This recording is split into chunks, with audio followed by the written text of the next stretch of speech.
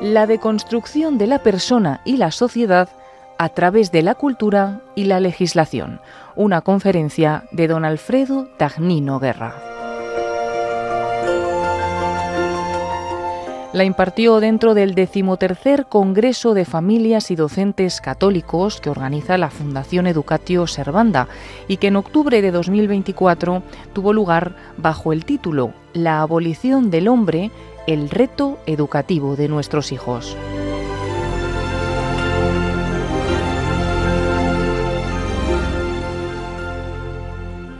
Muchas gracias a todos.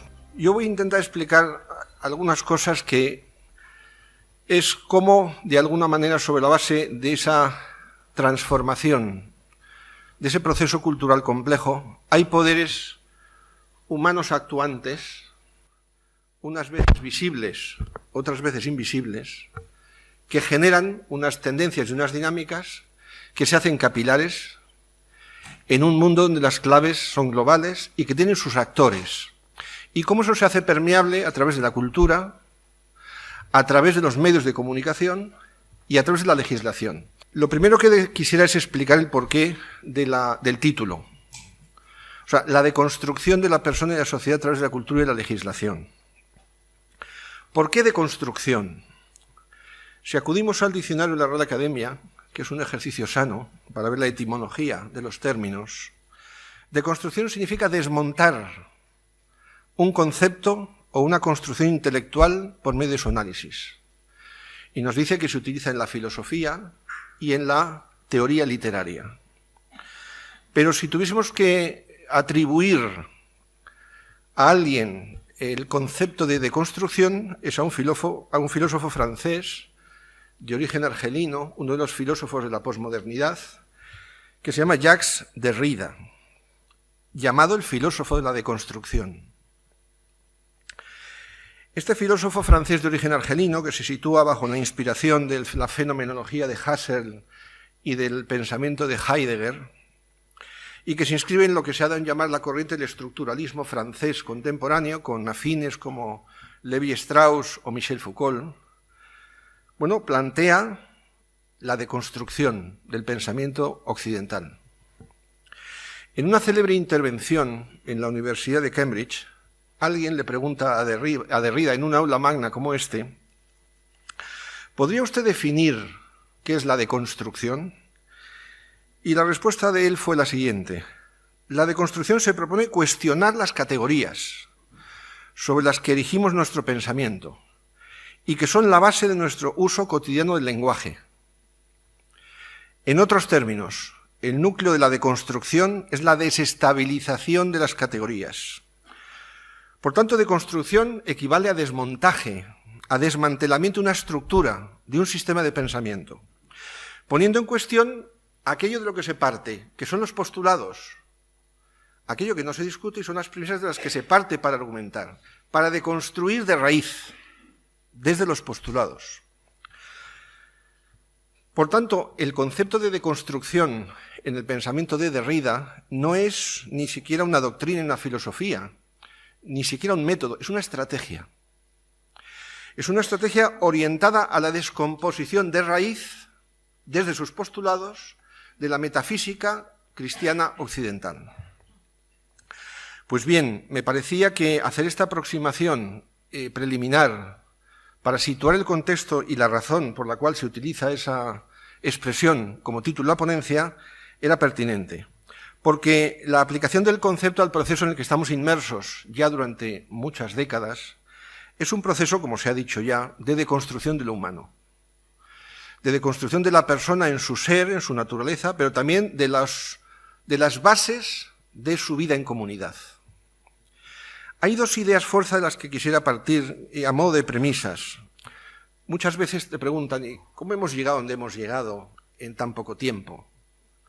Bueno, el estado de circunstancias de este complejo proceso cultural en el que está inmerso Occidente no es fruto de hechos aislados o circunstancias simplemente sobrevenidas ahora y súbitamente, sino que es fruto de un proceso. Y lo que vivimos en España igual, en otros órdenes, es fruto de un proceso. Entonces, el proceso es una situación que se gesta en el tiempo. Es fruto de tendencias culturales, de influencias ideológicas, de corrientes de pensamiento, pero también de comportamientos. O sea, nuestro comportamiento no es neutro. Nosotros somos dueños también de nuestro propio destino y podemos contribuir de una manera o de otra. Por tanto, ese proceso cultural que no sobreviene de manera aislada ni esporádica, también es fruto de nuestras propias decisiones, de nuestras acciones, de nuestras omisiones y de nuestras indiferencias también. Y es un proceso complejo, muy complejo. Y yo quisiera hoy hacer alusión a cosas que no se suele decir, alguna cosa muy en particular, donde influyen factores de muy diversos sesgos, sociales, culturales, antropológicos, morales, se ha dicho, y también políticos y económicos. Y un proceso que no acontece por casualidad, ni es fruto del azar. No es fruto del azar. Tiene sus causas desencadenantes, sus cauces específicos que los hacen permeables a las sociedades humanas, y los cauces de los que se sirven, esos poderes humanos actuantes.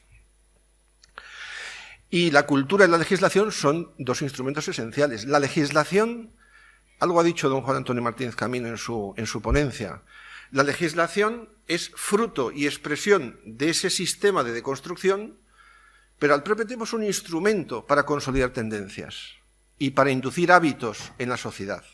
Por tanto, la ley o la legislación, la ley positiva, es un instrumento también al servicio del poder para inducir comportamientos y estado de cosas en la sociedad. Tiene esa doble condición.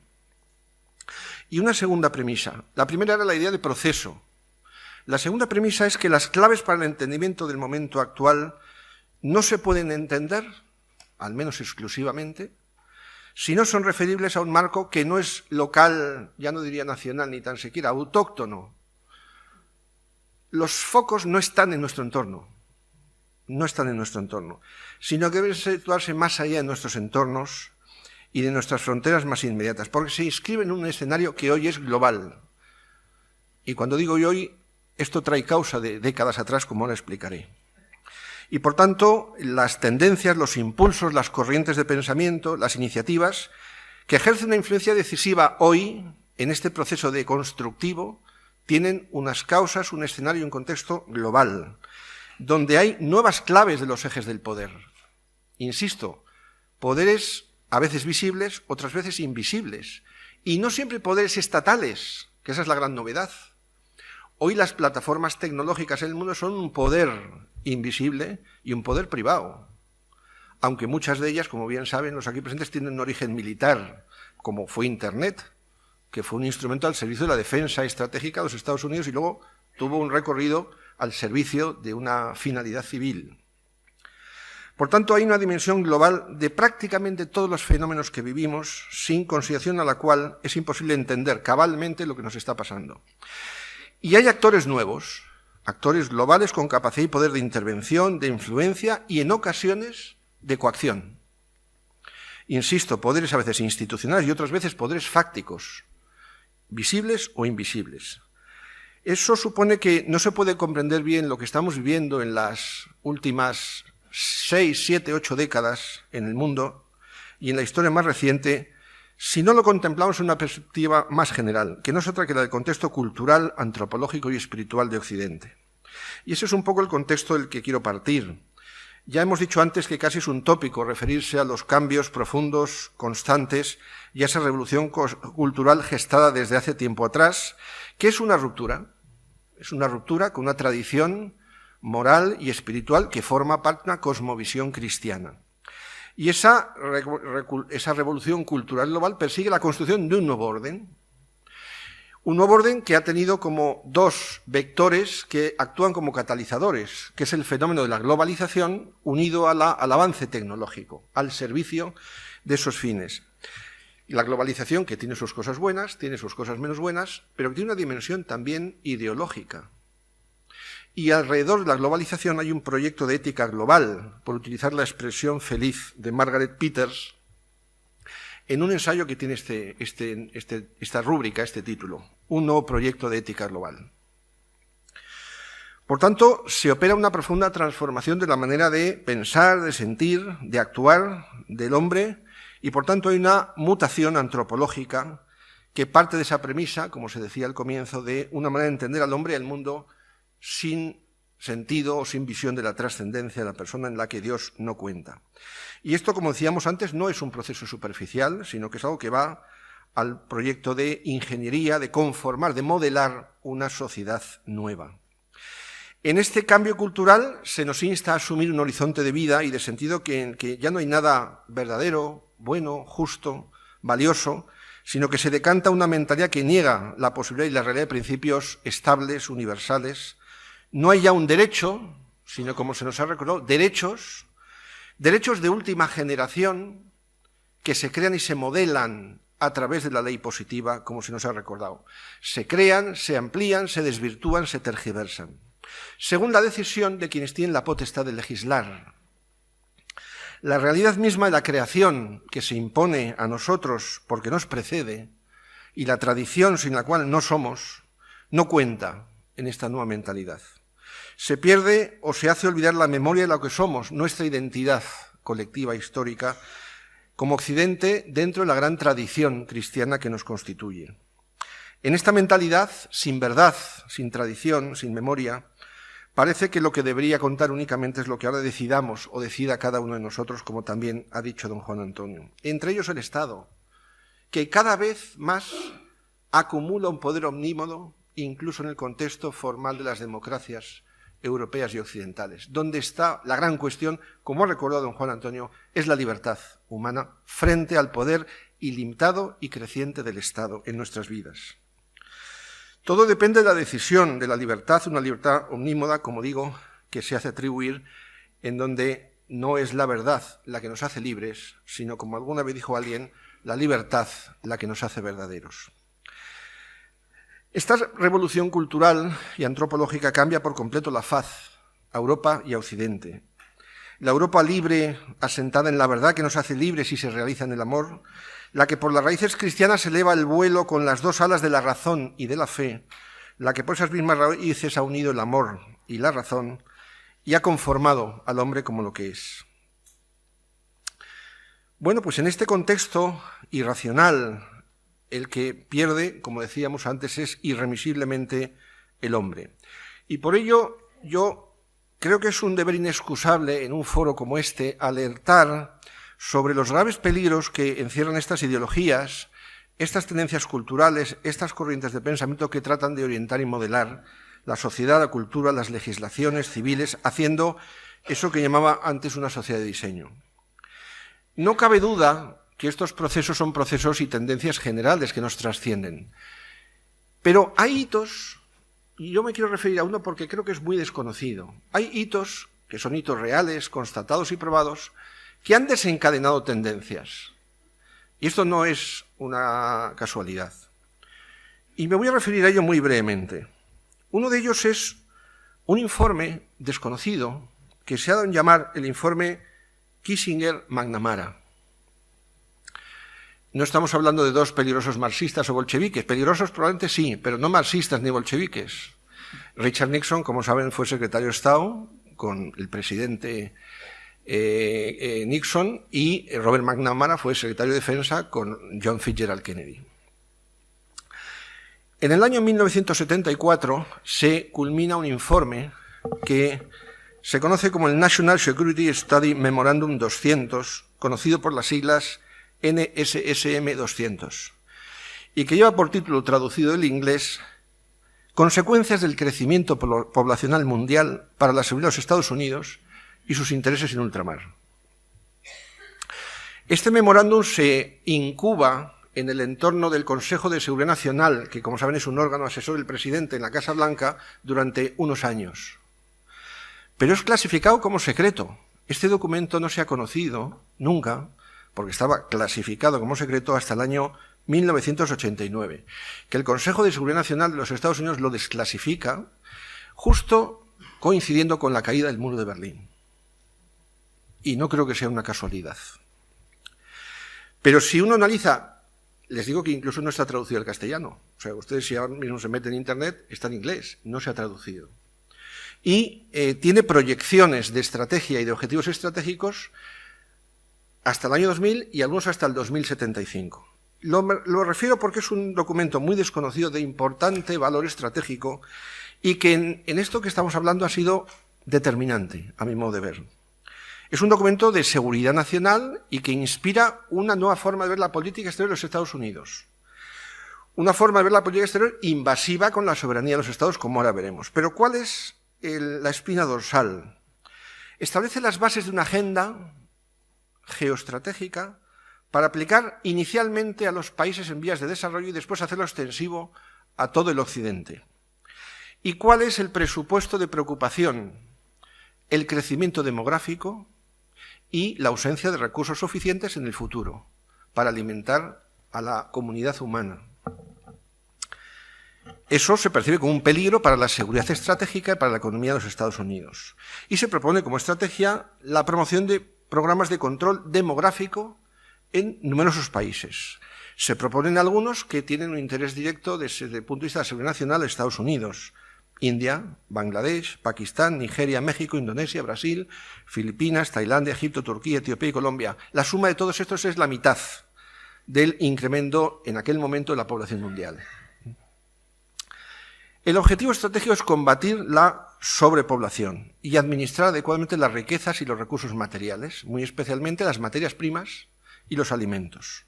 Insisto, es un documento de alto valor estratégico, pero que, y es la razón del interés de traer la colación, tiene dos partes que establece las bases de unas políticas públicas que en ese momento se considera que deben articular la actuación en los próximos decenios y que utiliza nuevos actores, las organizaciones internacionales, fundamentalmente Naciones Unidas, y las agencias especiales de Naciones Unidas, sobre todo la OMS, la UNICEF, entre otras, y la UNESCO, dentro de un proyecto global cuyo origen y motivación es el control del crecimiento de la población, pero que inspira políticas públicas, entre otras el aborto, la esterilización y el control de la población.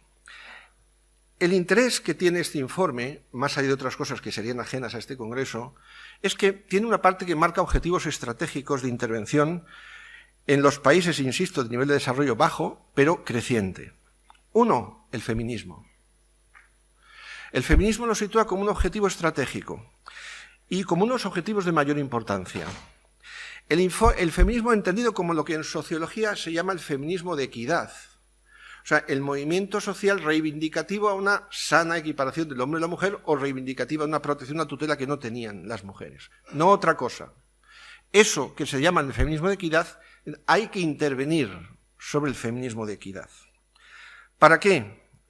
Pues porque el informe Kissinger identifica a la mujer como objetivo de las políticas públicas orientadas a disminuir la fertilidad, como objetivo estratégico, por el protagonismo lógico que la mujer tiene en el proceso biológico y para la posición central, dice el informe, que tiene el hogar familiar y en las familias. Esto está puesto negro sobre blanco, aunque en inglés, pero negro sobre blanco. Y constituye un objetivo, por tanto, de construir a la familia como un medio de desestabilizar a la sociedad. El objetivo primero, disminuir la natalidad. Y así, el llamado por la sociología feminismo de equidad es utilizado como un medio para el control de la natalidad, estigmatizar a la mujer como madre y establecer políticas que sirvan para su liberación como mujer. Este feminismo, como bien sabemos, luego evoluciona en otros términos a través de la adherencia de la ideología de género, que se incorpora al discurso de las políticas públicas que tiene origen en este documento estratégico, con las políticas conocidas como de planificación familiar, en donde este informe se dice que hay que llegar, como en China, lo dicen los Estados Unidos, a un máximo de 2 hijos en Occidente. Y donde se establecen las bases del sofisma de los derechos sexuales y reproductivos, que luego se consolidan en las conferencias internacionales que promueve Naciones Unidas ya en los últimos 20 años. Pero traen causa de aquí. Y esa planificación familiar se esboza con una política de incentivo a los anticonceptivos, de la esterilización y la promoción del aborto de manera masiva en esos países, con métodos rápidos y eficaces para controlar la natalidad a corto, a medio y a largo plazo. El segundo objetivo, y lo dice claramente, es una concepción determinada de la familia. la familia natural y propone como objetivo inculcar a las nuevas generaciones que la familia debe ser máximo 2 hijos. ¿Y por qué un máximo de 2 hijos? Porque deben arbitrarse políticas que muestren los beneficios económicos que dicha práctica generaría para tener menos hijos, dice el documento, pero de mejor calidad, que sean capaces de participar del bienestar que genere la sociedad. Bueno, el feminismo de equidad, la familia. Un elemento estratégico que marca el informe es la promoción de lo urbano frente a lo rural. ¿Les suena? A veces parece como si esto hubiese sido un movimiento. Bueno, hay que promocionar lo urbano frente a lo rural. ¿Y por qué hay que promocionar lo urbano frente a lo rural? Porque identifica a la población rural como aquella que más se reproduce frente a la urbana. Y por tanto se propone como objetivo estratégico aumentar la migración masiva a las ciudades. Pues son los lugares donde el ritmo de vida, la modernidad, unida al materialismo y al consumismo, son circunstancias que impiden tener grandes familias. Pues ahí la fino, ¿no? Al propio tiempo se proponen medidas para transformar el campo y para que las políticas de contención de la natalidad puedan llegar a todos los lugares y territorios de una nación, incluidos zonas o áreas rurales. Y me cito 2 más. Los medios de comunicación. Ya en el año 74 se dice que los medios de comunicación son eslabón fundamental para la influencia de la sociedad. Esto yo creo que salvo algunos lo hemos tenido muy claro siempre, pero hay algunos que todavía no se terminan de enterar de que esto es así. Es un instrumento al servicio de la concienciación de una determinada mentalidad y, por tanto, hay que utilizar los medios de comunicación y los resortes que esto articula en la sociedad hoy. Y, por tanto, hay que estar en las empresas informativas. ¿Les suena?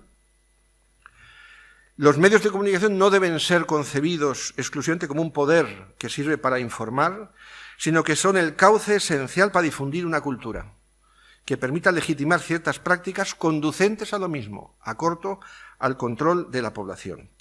Y por último, entre otros, se hacen referencia a otras cosas, pero sería largo, la juventud.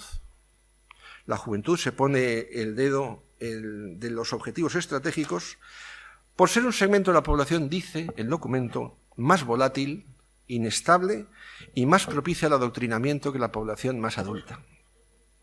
Y de ahí la necesidad de modelar la conciencia de la juventud y, por tanto, establecer en los currículos, las enseñanzas mínimas que se imparten en los centros docentes, una serie de condiciones que permitan hacer capilar esta mentalidad cultural. En suma, esto que yo no sé si ustedes lo conocían o no con detalle, es muy curioso, que se elabora en los años 70 y que tiene una serie de precedentes que sería largo de explicar, ha conformado, desde luego, la política exterior, pero ha conformado una cosa más trascendente, que son tendencias globales a los cuales se unen luego otros fenómenos ajenos. La ideología de género es uno de ellos, como se decía antes. No voy a insistir en lo que ha dicho don Juan Antonio Martínez Camino con mucho más criterio que yo. Es la gran revolución cultural que va en contra de la naturaleza humana y que tiene también una beta y una raíz en la doctrina marxista. Engels, en El origen de la familia, la propiedad del Estado, publicado en 1884, dice que el primer antagonismo de clases de la historia coincide con el desarrollo del antagonismo entre el hombre y la mujer, unidos en matrimonio monógamo, y la primera opresión de una clase por la otra con la del sexo femenino por el masculino. Yo no digo que esto sea ideología de género, digo que estos son procesos que están imbricados y que conforman una tendencia cuyos desencadenantes no siempre sabemos identificar. Y como se ha dicho, pone en cuestión la dicotomía hombre y mujer desde el punto de vista ontológico, hasta el punto de asumir que el género es una construcción cultural, como se ha recordado, y no voy a insistir mucho más. De esta manera se intenta también disociar a la mujer de la idea de maternidad, como he dicho antes, y mostrar entornos esclavizantes como el de la familia natural en perjuicio de la mujer. La idea de los derechos sexuales y reproductivos trae consecuencia también de este proceso. Y aquí es donde ya comienza la estrategia de difusión a nivel internacional.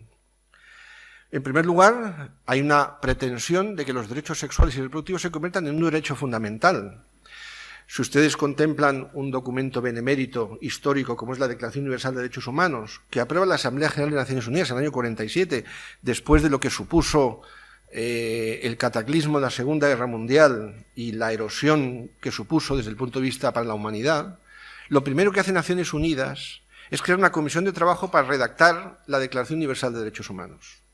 Una declaración que, si cualquiera de ustedes lo lee, ve que tiene una visión justnaturalista, en donde hay una visión trascendente del hombre. Esa declaración no se ha suscrito por todo el conjunto de estados del mundo, como bien se sabe, pero por una mayoría considerable, y la letra no ha cambiado hasta la fecha. Si uno lo compara con otros instrumentos internacionales como la Carta de Derechos Fundamentales de la Unión, ve una comparación donde nada tiene que ver una cosa con la otra. Porque en la Carta de Derechos Fundamentales de la Unión ya hay construcción de derechos de diseño. Ya hay construcción de derechos de diseño. Y yo siempre lo digo en clase a mis alumnos en la universidad, que hay que leer el preámbulo, que es muy sucinto, de la Declaración Universal de Derechos Humanos, donde se dice que la Declaración Universal, el reconocimiento de unos derechos naturales, universales, que el hombre tiene por el mero hecho de nacer, deben reconocerse por el Estado a través de un régimen de derecho para que el ciudadano se vea apelado al legítimo derecho a la resistencia y a la rebelión. Esto lo dice la Declaración Universal en su preámbulo. Un régimen de derecho que tutele unos derechos que son naturales, que el hombre tiene por el hecho de nacer, para que no se vea compelido a apelar al legítimo derecho a la resistencia frente a la opresión, frente al poder absoluto, invasivo y limitado del Estado. Bueno, y ahí es donde se comienzan a utilizar. El proceso es utilizar nuevos actores, que son las organizaciones internacionales, que van creando una suerte de soft law, como llamamos en derecho. El soft law son recomendaciones suaves, consensos suaves que no se erigen todavía en normas jurídicas que tienen mandatos imperativos o que tienen fuerza de obligar. No, es una cosa suave que se suele hacer en los altos comisionados de Naciones Unidas. Yo lo conozco bien por una serie de circunstancias que ahora no hacen al caso, y que es ahí donde se va incubando. Y cuando eso tiene suficiente madurez, ya se incorporan a tratados internacionales, que ya tienen fuerza de obligar para los Estados y se hacen capilares en el ámbito interno de los Estados. Ese es el proceso. Eso ha pasado con los derechos sexuales y reproductivos. Se comienza en el año 68, en la Conferencia Internacional de Teherán y en las Conferencias Mundial de la Mujer del 75, de Bucarest del 74, de México del 84, hasta llegar a la del Cairo, célebre Conferencia Internacional del Cairo del año 94 y la de la Mujer de Pekín de 1995, que fueron un punto de inflexión. Ya se asume como tal esas políticas y la consagración de los derechos sexuales y reproductivos. ¿Y luego dónde va eso? Pues a las organizaciones regionales, a la Unión Europea. Y a renglón seguido hay una resolución del Parlamento Europeo, sin solución de continuidad, que establece ya como marco los derechos sexuales y reproductivos. Luego eso lleva a unas normas que tienen que incorporar los Estados o se incorpora a la Carta de Derechos Fundamentales, como de hecho ha ocurrido, desnaturalizando derechos que son naturales y, por tanto, que no son de configuración de eso que llamaba antes don Juan Antonio la ingeniería legal. Bueno, y estos son procesos que tienen su trazabilidad y si uno hace el seguimiento es así. Incluso muchas de las leyes, entre otras la ley de reforma del Código Civil que ha citado don Juan Antonio y otras muchas que ahora voy a citar para terminar, en su exposición de motivos o en sus preámbulos, invocan como fuente de autoridad Naciones Unidas, las resoluciones de los altos comisionados, los tratados internacionales más recientes y las conferencias internacionales del Cairo y de Pekín fundamentalmente. Bueno, ese es el proceso que se ha seguido y que da lugar luego a derivaciones. Por ejemplo, el tema de las madres de alquiler, que es un debate hoy, también tiene relación con esto, con una determinada concepción de la mujer, donde se quieren tener hijos sin padecer o sin tener sufrimientos o superando determinados obstáculos. Y hasta el debate político, público y jurídico y cultural sobre las madres de alquiler, que es una nueva forma de esclavitud. Y esto, como digo, tiene nuevos actores internacionales. Una organización benemérita como fue Naciones Unidas, que nace en el año 45 con la pretensión de garantizar la paz, de garantizar un cauce o un foro de diálogo y de entendimiento para una nueva concepción de las relaciones internacionales, se convierte en un agente ideológico. Y sus agencias sectoriales o temáticas, como, insisto, la OMS, UNICEF, la UNESCO, etc. Por tanto, hay nuevos actores que no siempre son públicos, sino que también hay una alianza en esto del capitalismo financiero internacional, en forma de multinacionales o en forma de fondos de inversión, especialmente algunos. ¿Por qué es tan importante el fondo de inversión? Porque el fondo de inversión es una forma de capitalismo internacional donde el crecimiento y la globalización impide que hoy haya accionistas nacionales. Si uno coge el IBEX 35 español, pues hombre, hay fondos de inversión que tienen al menos el 5% de esas compañías. Y hay algún fondo de inversión que es capaz, hombre, de influir sobre las sociedades cotizadas en España y sobre la economía nacional. Eso es una realidad. Bueno, esto forma parte de todo un entramado que no siempre se explica con detalle y que ha conformado esa cultura nueva y alternativa. Y que tiene como instrumentos a la legislación. Insisto, la legislación como expresión de un modelo ideológico, pero al propio tiempo un instrumento para inducir comportamientos. ¿Y cómo se articula? Pues primero a través del derecho internacional, por medio de sus recomendaciones, luego los tratados internacionales, sean generales o no, y luego en la Unión Europea. La Unión Europea, insisto, la Carta de los Derechos Fundamentales que se aprueba en el Tratado de Niza en el año 2000, es una declaración de derechos que se ha incorporado hoy al Tratado de la Unión Europea y es una parte, digamos, la parte dogmática de lo que puede ser una suerte de Constitución Europea, que es un tratado constitutivo. Es una carta que reconoce los derechos en términos muy distintos a como hace la Declaración Universal de Derechos Humanos. Y eso, insisto, se hace capilar en el derecho europeo y a las legislaciones nacionales. Bueno, en ese sentido, y voy a ser ya muy breve para ir terminando, en el caso de España no ha sido una excepción. España ha sido un entorno especialmente sensible para una operación de transformación cultural en donde esa legislación civil, o bien nueva o bien por inspiración de estas instancias y de estos foros internacionales, ha tenido lugar y ha incidido sobre aspectos nucleares, sobre la vida, sobre el matrimonio y la familia, sobre las leyes educativas y sobre eso que se ha de llamar la memoria histórica, que es otro tema importante, que tiene sus teóricos y que tiene sus instrumentos. De hecho, ha conformado también una parcela de quehacer cotidiano en Naciones Unidas, la memoria histórica, en numerosos ámbitos que sería largo explicar. El derecho a la vida, antes se ha citado también, pero hay un punto de inflexión. En nuestro sistema jurídico, incluso hay una sentencia del Tribunal Constitucional del año 1985, 13 de abril, que fue la que se pronuncia sobre la reforma del Código Penal en tiempos de Felipe González, cuando se establece en España el sistema de indicaciones. Recordarán, no hay un sistema de plazos, sino un sistema de indicaciones. Esa sentencia tiene un valor inconmensurable porque tiene un valor también de disertación científica, de cuándo comienza la vida y de cómo debe ser la posición de reconocimiento y de tutela al nasciturus. No olviden que la Constitución española, cuando reconoce los derechos fundamentales, cuando enuncia el titular, puede decir las personas, puede decir los ciudadanos, puede decir los españoles. Cuando reconoce el derecho a la vida, dice todos tienen derecho a la vida. No dijo todas las personas tienen derecho a la vida, dice todos tienen derecho a la vida. Es un concepto omnicomprensivo de las personas que tienen vida independiente y del nasciturus, del concebido nacido. Pero en eso no ha sido suficiente para que el Tribunal Constitucional, en una sentencia de hace unos meses, dijese que eso no es así. Esa es otra historia. El sistema de garantías jurídicas que desgraciadamente vamos teniendo. Ese punto de inflexión es una ley del año 2010, de 3 de marzo, que se llama, curiosamente, de salud sexual y reproductiva, el concepto ya acuñado en el ámbito global, y de interrupción voluntaria del embarazo. El lenguaje suave, no se mata, se interrumpe voluntariamente el embarazo. Pero tiene una gran novedad por primera vez en la historia, y es que concibe el aborto como un derecho. Un derecho subjetivo con lo que eso supone desde el punto de vista de la construcción jurídica y civil. Un derecho subjetivo al aborto. Y más aún, un acto médico con cobertura plena en el sistema de protección de la seguridad social. Y la posibilidad de que aborten las mujeres a partir de los 16 años sin consentimiento de sus padres.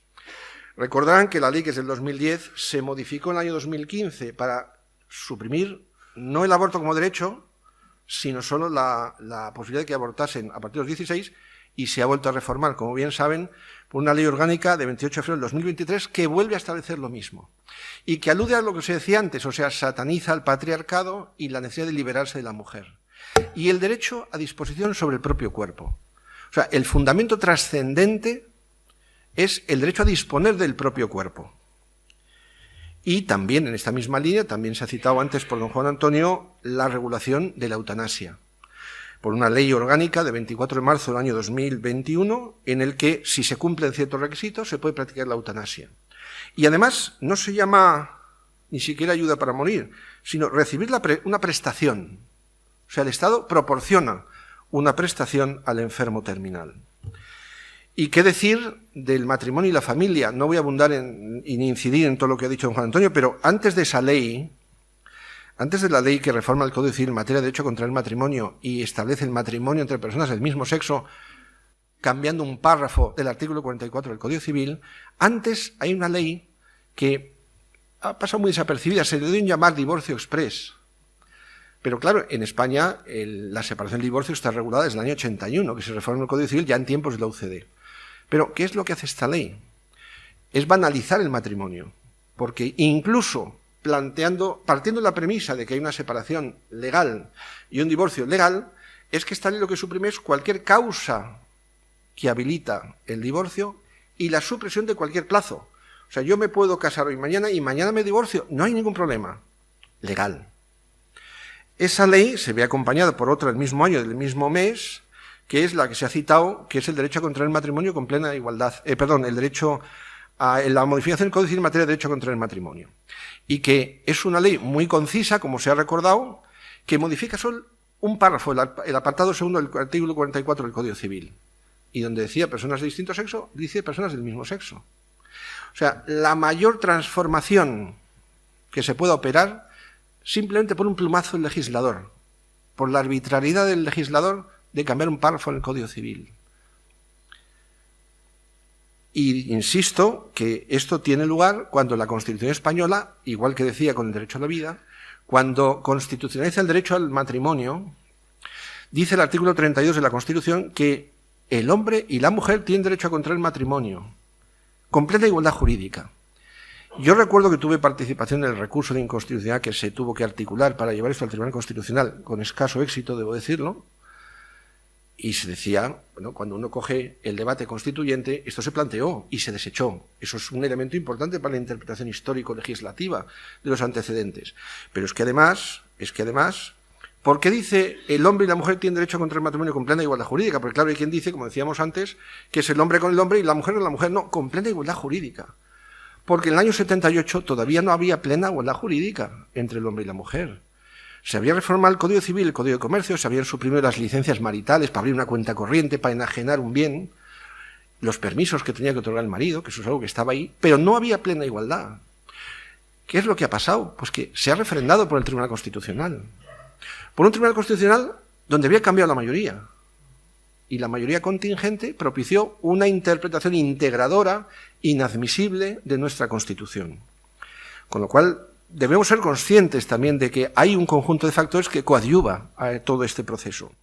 Las leyes LGTBI, no solo la ley del Estado, la 4/2023, 28 de febrero, de las personas trans y LGTBI, sino que todas las comunidades autónomas, abstracción hecha al partido político que gobierna, todas tienen su propia ley. Y es una ley que tiene una fuerza de obligar para el sector público y para la iniciativa privada empresarial o la iniciativa fundacional. En centros sanitarios, en centros docentes, en centros asistenciales o de asistencia social, en medios de comunicación. Y los centros docentes, sean escuelas o universidades, están obligados a reflejar. Se acaba de publicar en el Boletín Oficial del Estado hace 2 días un reglamento sobre el plan LGTBI en las empresas, para todos, sin distingos.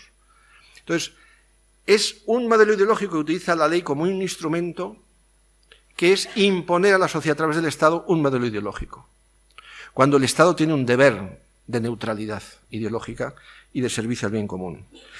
La violencia de género ha sido otro elemento, no en lo que aquello que es de sentido común, sino que la violencia de género se ha utilizado por una ley que hace algo que era el derecho penal propio del nacionalsocialismo alemán, el derecho penal de autor. Esto refleja la ley de violencia de género. Y por tanto de estigmatización del hombre, incluso alterando en la práctica la presunción de inocencia. Realmente, si el sistema penal y punitivo es eficaz, no hace falta distinguir entre hombres y mujeres. La violencia no tiene distingos en ese sentido. Claro que es un horror, pero el instrumento legal que se utiliza es otro horror mayor. Las leyes educativas, desde la Ley Orgánica Reguladora del Derecho a la Educación del año 85, que deroga la Ley de Centros Escolares, que es la única que ha reconocido en España y que tuvo una vigencia efímera del año 80 al 85, de elegir el centro docente que quieren los padres. A partir de entonces ya ninguna ley recoge ese derecho en las leyes educativas, en la sucesión de leyes educativas que de manera inestable se han ido sucediendo, y qué decir de la ley vigente que modifica la ley de calidad de la educación, o la pretensión, como todos ustedes conocen en su momento, de educación para la ciudadanía, de introducir en los currículos de enseñanza primaria y secundaria. O sea, se ha ido favoreciendo por un camino de reacciones graduales y sucesivas la consolidación poco a poco de una cultura nueva y alternativa que deconstruye esa visión cristiana del hombre y del mundo. Esos cambios que se apuntan tan solo son síntomas de otros cambios mucho más profundos que se están favoreciendo con esas estrategias planificadas y concertadas principalmente en instancias culturales, políticas, globales y de medios de comunicación. Y eso ha ido conformando un clima político, cultural y social dominante y con fuerte influencia en la vida, en los usos y las creencias de las nuevas generaciones, hasta el punto, como recordaba antes don Juan Antonio, en esa niña que venía del colegio a hablar a su madre, un efecto de normalización y consolidación que hace años parecía impensable.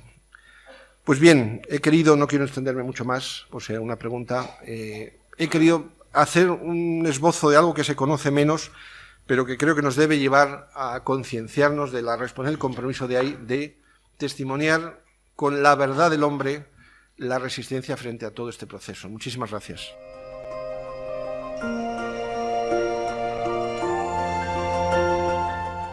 Finaliza en Radio María la conferencia de don Alfredo Dagnino Guerra, titulada La deconstrucción de la persona y la sociedad a través de la cultura y la legislación. Se trata de una conferencia que impartió dentro del 13º Congreso de Familias y Docentes Católicos que organiza la Fundación Educatio Servanda y que en octubre de 2024 tuvo lugar en la Universidad San Pablo CEU bajo el título La abolición del hombre, el reto educativo de nuestros hijos.